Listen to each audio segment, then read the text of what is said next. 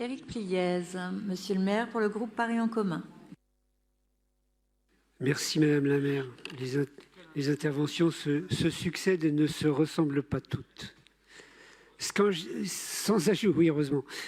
ajouter à ce qui a déjà été dit quant aux enjeux de ce nouveau PLU, je souhaiterais à nouveau souligner le nombre de contributions historiques pour ce type de document. Plus de 14 000 à l'échelle de Paris. Preuve, s'il en fallait, de l'intérêt des Parisiennes et des Parisiens pour ce sujet et de l'enjeu considérable que ce PLU représente pour les acteurs de la ville. C'est un vrai succès en matière de démocratie locale et nous ne pouvons que nous en féliciter.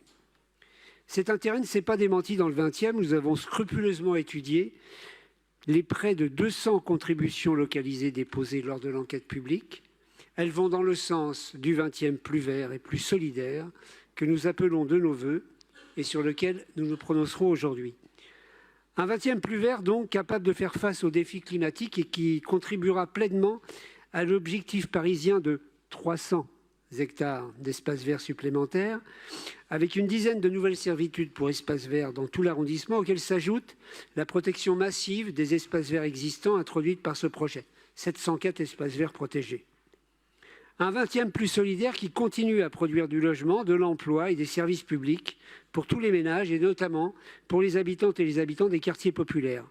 Encore une fois, nous contribuerons pleinement à l'objectif parisien de 40% de logements publics d'ici 2035 avec une vingtaine d'adresses fléchées pour la création de logements sociaux, une trentaine d'autres destinées au BRS, auxquelles s'ajoute une douzaine de nouvelles servitudes pour des équipements publics dédiés à la logistique urbaine, à la petite enfance, à la santé et à la jeunesse.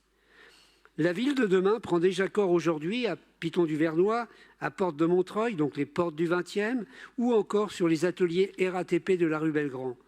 Autant d'endroits où nous produirons à la fois du logement social de qualité, de nouveaux espaces verts, de l'emploi et les services de proximité pour les habitantes et les habitants du 20e.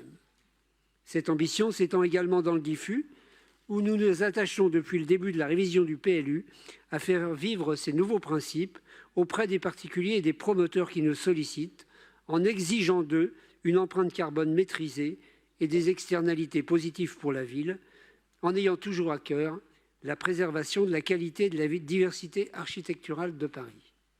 Ce nouveau PLU bioclimatique va donc nous permettre de poursuivre un cap, notre cap, un arrondissement populaire malgré la spéculation immobilière, un arrondissement vivant malgré la casse des services publics, un arrondissement vivable malgré l'accélération du changement climatique. Je vous remercie.